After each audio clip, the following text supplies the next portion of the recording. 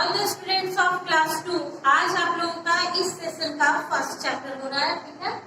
तो आपका हेडिंग है प्लांट्स अराउंड अस। इसका क्या मतलब होता है, यानी हम लोगों के चारों ओर जो पेड़ पौधे जो नजर आते हैं उसके बारे में हमको जानना है, उसके प्रकार के बारे में जानना है, यानी किस किस तरह का पौधा होता है, किस किस तरह का पेड़ होता है, इसके बारे में आज हम लोग जानेंगे। इसके बाद सबसे पहले हम देखते हैं टाइप्स ऑफ प्लांट्स। तो प्लांट्स को मेन 5 भाग में डिवाइड किया गया। कितना भाग में बांटा गया है? 5 भाग में, ठीक है। तो फर्स्ट क्या है? फर्स्ट है ट्रीज, सेकंड है श्रब्स, थर्ड है हर्ब्स, फोर्थ है क्रीपर्स और फिफ्थ में है क्लाइंबर्स। अब इसके बारे में हम आप लोगों को बारी बारी से अभी बताते हैं। ट्रीज आप लोग जानते हो, ट्रीज किसे कहते हैं? जो बहुत ज्यादा लंबा जो होता है जो पौधा है ना, और उसमें बहुत सारे ब्रांचेज होते हैं, यानी बहुत सारी शाखाएं होती हैं, टहनियां होती हैं, है ना, और उसका स्टेम तना जो होता है वह मोटा होता है। तो पेड़ का जो मोटा स्टेम जो होता है उसको हम लोग क्या बोलते हैं? ट्रंक बोलते हैं, ठीक है। तो ये ट्री हो गया। जैसे कि आप लोग जरूर देखे होंगे, मैंगो के ट्री को देखे हो, कोकोनट ट्री देखे हो, लीची के ट्री को देखे हो, नीम के ट्री को देखे हो। तो ये सब क्या है? ट्री का एग्जाम्पल है, ठीक है। नेक्स्ट है श्रब्स। श्रब्स किसे कहते हैं? झाड़ी को कहते हैं। किसे कहते हैं? झाड़ी। तो हम जानेंगे कि ये झाड़ी कौन सा पौधा होता है। तो इसमें आपके आसपास जो श्रब्स जो है वो नजर आता है। जैसे एग्जाम्पल के लिए हम लेते हैं हिबिस्कस के प्लांट को। तो हिबिस्कस यानी गुड़हल जो होता है, जिसको आप लोग अपनी भाषा में क्या कहते हो? उड़हल बोलते हो ना। उड़हल का फूल देखे हो ना, 5 पत्ती होता है, बीच से और निकला हुआ होता है उसका, तो वो क्या कहलाता है? हिबिस्कस कहलाता है। और उसे हम लोग चाइना रोज भी कहते हैं। तो वो कैसा प्लांट है? श्रब्स है। तो हम कैसे पहचानेंगे कि ये श्रब्स है? तो इसे पहचानने के लिए हमको उसके बारे में जानना होगा। तो श्रब्स जो होता है वह पेड़ के इतना लंबा नहीं होता है। उसकी हाइट जो है, उसकी ऊंचाई जो है वह पेड़ से छोटी होती है, ठीक है। लेकिन जैसे हम लोग पेड़ में देखते हैं बहुत सारे ब्रांचेज होते हैं, उसी तरह श्रब्स में भी क्या है? बहुत सारे ब्रांचेज होते हैं। और इसका स्टेम जो होता है वह पतला होता है। स्टेम मीन्स तना, है ना। तो तना कैसा होता है? पतला होता है और पेड़ के जैसा मोटा नहीं होता है। लेकिन इसकी टहनियां जो है, इसके ब्रांचेज जो है वह काफी मजबूत होते हैं। और दूसरी बात, जिस तरह पेड़ काफी दिनों तक जीवित रहता है, जैसे आप लोग देखते हो पीपल के पेड़ को, नीम के पेड़ को, ये सब काफी साल तक जीवित रहता है ना, उसी तरह से श्रब्स भी जो है बहुत बहुत सालों तक यह जीवित रह सकता है। तो जैस्मीन का जो प्लांट होता है वह भी श्रब्स की ही गिनती में आता है। इसके बाद अभी हम बताए हिबिस्कस का प्लांट, रोज प्लांट, है ना, ये सब क्या है? श्रब्स है। नेक्स्ट हम देखेंगे हर्ब्स। अब वैसे हर्ब्स का मतलब क्या होता है? हर्ब्स का मेन मीनिंग होता है जड़ी बूटी। लेकिन अगर हम यहाँ इस चैप्टर की बात करते हैं तो हर्ब्स में जैसे आप लोग पालक के पौधे को देखे होंगे, पुदीना के पौधे को देखे हो, कोरिएंडर धनिया के पौधे को जरूर देखे होंगे, है ना, मैरीगोल्ड के पौधे को देखे हो। तो ये सब क्या है? हर्ब्स है। तो हम कैसे पहचानेंगे कि कौन हर्ब है, कौन श्रब है ना। तो इसके लिए हमें उसके पूरे ये के बारे में, फीचर्स के बारे में जानना होगा, उसके बॉडी पार्ट को जानना होगा। तो सबसे पहले हम यहाँ देखते हैं कि हर्ब्स जो होता है वो काफी छोटा पौधा होता है और ट्रीज और श्रब्स के जैसा उसका स्टेम जो होता है उसका कलर ब्राउन नहीं होता है, ठीक है। उसका कलर कैसे होता है? ग्रीन होता है और वो काफी सॉफ्ट स्टेम वाला पौधा होता है। अगर आप उसके स्टेम को तोड़ना चाहोगे तो वो टूट जाएगा। लेकिन अगर आप श्रब्स या ट्रीज के स्टेम को हाथ से तोड़ना चाहोगे तो वो नहीं टूटेगा, क्योंकि वह बहुत ज्यादा मजबूत होता है। और हर्ब्स का स्टेम बहुत ज्यादा सॉफ्ट होता है, इस वजह से उसे हम आसानी से तोड़ सकते हैं। और हर्ब्स जो होता है इसका पौधा श्रब से भी छोटा होता है। जैसे कि अभी हम आप लोग को बतलाए, जैस्मिन का पौधा, हिबिस्कस का पौधा, ये सब श्रब्स है। गुलाब का पौधा, हर्ब्स जो होता है उससे उसका साइज छोटा होता है। और यह इस इसका स्टेम ग्रीन कलर का अक्सर होता है। दूसरी बात कि यह बहुत दिनों तक जीवित नहीं रह सकता है, यह अपने ही सीजन तक यह जीवित रहता है, जैसे ही दूसरा सीजन आता है यह जो है मर जाता है। ठीक है, तो अब हम देखेंगे आगे क्रीपर्स। तो क्रीपर्स में क्या होता है, क्रीपर मीन्स होता है कि पकड़ के, ये क्रीपर मीन्स होता है जो जमीन पे रेंगने वाला जो पौधा होता है, जैसे कि बॉटल गॉर्ड है ना, कद्दू जिसे बोलते हो। कद्दू का फल जो होता है वो काफी भारी होता है, तो भारी होने की वजह से उसके स्टेम काफी पतले होते हैं। देखो ना कद्दू के लतर को, तो उसका स्टेम बहुत ज्यादा पतला होता है और फल ज्यादा भारी होता है, इस वजह से वो चढ़ नहीं पाता है क्योंकि वह बीच से टूट जाएगा। और यह क्या करता है, जमीन पे ही जो है, जिस तरह से जमीन पे रहने वाले जो जीव होते हैं जिस तरह से चलते हैं, उसी तरह इसका ग्रोथ जो है वह जमीन पे ही होता है, ये फैलता है। ठीक है, तो इसमें जैसे बॉटल गॉर्ड हो गया, इसके बाद बीटर गॉर्ड जिसे करेला कहते हो, कुकुम्बर, ये सब, इसके बाद वाटरमेलन, ये सब क्या है, किसका एग्जाम्पल है, क्रीपर्स का ही एग्जाम्पल है। ठीक, इसके बाद लास्ट पॉइंट है क्लाइंबर्स। क्लाइंबर्स का मतलब होता है पकड़कर चढ़ने वाला पौधा। तो ऐसा पौधा जो पकड़कर चढ़ता हो, तो लतर जो होता है दो तरह का होता है, जिसमें एक क्रीपर्स होता है जिसके बारे में हम बताएं, जिसका फ्रूट काफी बड़ा होता है। लेकिन वहीं हम देखते हैं कि कुछ ऐसा लतर होता है जिसमें हम ये नहीं देखते कि उसका बहुत बड़ा बड़ा फ्रूट होता है, जिसको कि वह पकड़ के चढ़ नहीं सकता है, फ्रूट के भारी होने की वजह से वह टूट जाता है, ऐसा कोई भी डर इसमें नहीं होता है। जैसे कि आप मनी प्लांट के पौधे को देखे हो, तो मनी प्लांट का जो पौधा जो होता है वह क्या होता है, वह एक प्रकार का क्लाइंबर का ही उदाहरण है। ठीक है, तो वो क्या करता है, किसी भी छज्जे को पकड़ के, किसी रस्सी को पकड़ के, रॉड को पकड़ के, पोल को पकड़ कर, है ना, उसकी पत्तियां जो होती है वो पकड़ पकड़ के उसका ग्रोथ होता रहता है, वो पकड़ के ऊपर की ओर चढ़ जाता है। इसी तरह हम देखते हैं कि बीटल का जो होता है प्लांट जो होता है, पान का जो पत्ता जो होता है, जैसे पान का जो लत्तर जो होता है, वह भी किसमें आता है, क्लाइंबर में ही आता है। तो अभी आप लोग को समझ में आ गई बात कि टाइप्स ऑफ प्लांट, प्लांट के कितने प्रकार हैं। तो हम लोगों के आसपास इतने ही तरह का पाया जाता है पौधा, है ना, या तो वो ट्रीज होता है, या फिर श्रब्स होता है, हर्ब्स होता है, क्रीपर्स होता है, या फिर क्लाइंबर होता है। तो इसका अलग अलग एग्जाम्पल के द्वारा हम लोग इसे अच्छे से समझ सकते हैं। ठीक है, तो अब हम इसके बारे में एक चीज और बताएंगे कि ट्रीज का जो होता है मेन स्टेम जो होता है वो काफी थिक होता है, और जिसे हम लोग क्या कहते हैं, ट्रंक कहते हैं। वैसे ट्रंक का और एक मीनिंग होता है, ट्रंक का मतलब क्या होता है, ट्रंक हम लोग हाथी के सूर को भी क्या कहते हैं, ट्रंक कहते हैं, है ना, वह भी मोटा होता है। ठीक उसी तरह जो है पेड़ जो होता है उसका भी तना काफी मोटा होता है, इसलिए उसे क्या कहा जाता है, क्या बोला जाता है, ट्रंक बोला जाता है। ठीक है, इसके बाद फिर आप लोगों को आगे बताते हैं। ठीक, hello all the students of class 2, आप लोगों का जो फर्स्ट चैप्टर था प्लांट्स अराउंड अस, ठीक है, उसी का जो बचा हुआ जो पार्ट है आप लोगों को भी बता रहा है। ठीक है, तो इसमें हम लोग पहले जान चुके हैं टाइप्स ऑफ प्लांट, यानी प्लांट के कितने प्रकार होते हैं, पिछले क्लास में आप लोग को बताया गया है ना।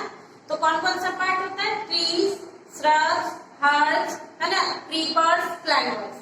अब इसके बाद हम लोग जानेंगे पार्ट्स ऑफ प्लांट, यानी एक पौधा जो होता है उसका कौन कौन सा अंग होता है। जैसे हम लोगों का जो शरीर है इसमें भी बहुत सारे पार्ट्स होते हैं, जैसे आपके पास हेड है, ईयर है, नोज है ना, इसी तरह पौधे के भी पार्ट्स होते हैं। तो यहाँ आप देख रहे हो इस फिगर को, यह एक प्लांट है, क्या है, प्लांट है। तो हम बारी बारी से इसके पार्ट्स को देखेंगे। ये क्या है, रूट है, रूट किसे बोलते हैं, जड़ को कहते हैं। तो रूट कैसे हम जानेंगे कि ये रूट है, ये पौधे का रूट कहाँ होता है, कैसा होता है। तो इसके बारे में बस सिंपल सा चीज जानना है कि पौधे का वह पार्ट जो जमीन के अंदर होता है, जिसे हम देख नहीं पाते हैं, वो क्या कहलाता है, रूट कहलाता है। ठीक है, बाकी जो पार्ट होता है वो जमीन से ऊपर होता है। तो मेन पौधा का जो पार्ट जो होता है उसको दो भाग में डिवाइड किया जाता है। ये रूट हो गया और जमीन से ऊपर का जितना भी पार्ट है उसे क्या कहा जाता है? शूट कहा जाता है। रूट और शूट। तो ये रूट पार्ट के बारे में आप जानिए कि ये पार्ट जो होता है इसमें आप देख रहे हो फाइबर के जैसे इसका स्ट्रक्चर है, यानी ढेर सारा रेशा है, जैसे हम लोगों का हेयर है ना, ठीक इसी तरह का रूट होता है। और ऊपर का जो पार्ट है ये पूरा शूट है। तो अब हम देखेंगे शूट में कौन कौन सा पार्ट आता है। तो जस्ट जो ग्राउंड से ऊपर यानी मिट्टी से ऊपर का जो भाग जो है, जड़ के ठीक ऊपर का जो ये मोटा भाग जो होता है ये क्या कहलाता है? स्टेम कहलाता है। स्टेम मीन्स तना, ठीक है। अब हम देखते हैं ये क्या है? फ्रूट्स है। क्या है? फ्रूट्स है, ठीक है, फल। और ये क्या है? लीव्स, ये सारी पत्तियां हैं। और ये क्या है? फ्लावर है। समझ में आ गया? तो पौधे का ये सब पार्ट है। अब हम इसके बारे में डिटेल से आप लोग को बताते हैं कि रूट जो होता है इसका क्या काम होता है। पौधे में ये रूट जो पार्ट है इसका क्या काम होता है? एक तो किसी भी पौधे को रूट क्या करता है? एक जगह स्थिर करके रखता है, फिक्स करके रखता है। जब आप देखते हो कभी घास को उखाड़ कर देखे हो, घास जब उखाड़ते हो तो वो जल्दी उखड़ता नहीं है। क्यों नहीं उखड़ता है? क्योंकि जड़ जो होता है वह पौधे को एक जगह वो स्थिर करके रखता है, ठीक है। और दूसरी चीज क्या है कि पौधा में जब तुम पानी डालते हो तो पौधा में जो पानी जो हम डालते हैं तो उसको मिट्टी में वो चला जाता है और मिट्टी से जड़ उसको क्या करता है? एब्जॉर्ब कर लेता है, सोख लेता है, ठीक है। और ये सोखने के बाद जो है स्टेम जो है, तना जो है क्या करता है? इसको ले लेता है, ठीक है। और तना का काम क्या है कि इस पानी को ये जाकर के पहुंचाता है बाकी पार्ट में। फिर क्या होता है? पत्ती का काम क्या है? पौधा के लिए भोजन तैयार करना, ठीक है। तो भोजन जो तैयार होता है कैसे होता है इसके बारे में हम आगे बताएंगे, पहले ये जानते हैं। तो पत्ती का काम क्या है? भोजन तैयार करना। फ्लावर का क्या काम है? रिप्रोडक्शन करना, यानी फिर से एक नई प्रजाति का जन्म कर होना, ठीक है। और नेक्स्ट है फ्रूट, फ्रूट का भी वही काम है। तो अब आप पूछ सकते हो कि फ्लावर और फ्रूट दोनों से एक नया पौधा जन्म ले सकता है। तो इसके बारे में हम आपको बताते हैं। आप देखते हो आम का जो पेड़ होता है तो फल आने के पहले उसमें क्या देखते हो? उसका मंजर देखते हो, जो उसका क्या कहलाता है? फूल कहलाता है ना। और फिर उसके बाद उसी में आप देखते हो कि उसमें फ्रूट आ गया। और जैसे जैसे फ्रूट बड़ा होता है उसका फूल जो है क्या होता है? ड्राई होकर, सूख कर और मुरझाकर गिर जाता है ना। तो बिना फ्लावर के तो फ्रूट होता नहीं है। तो फ्रूट जो होता है उसमें सीड्स होते हैं। किसी फल में एक बीज होता है, किसी में एक से ज्यादा बीज होता है। तो उस बीज को आप आम की गुठली को अगर कहीं लगा देते हो तो क्या होता है? उससे फिर एक नए पौधे का विकास हो जाता है।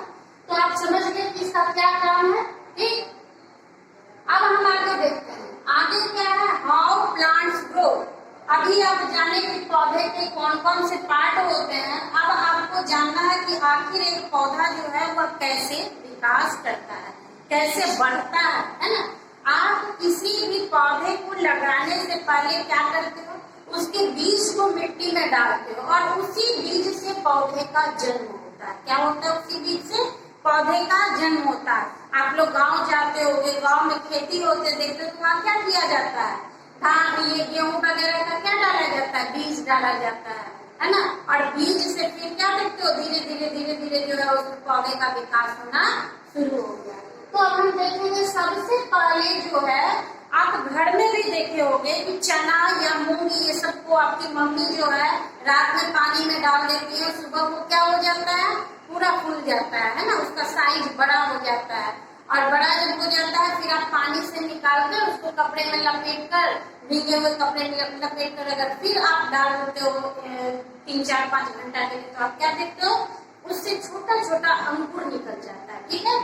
तो यहाँ हम देख रहे हैं कि बीज को जब हम मिट्टी में डाले तो सबसे फर्स्ट स्टेप क्या है? बीज जो है क्या हो गया? अंकुरित हो गया।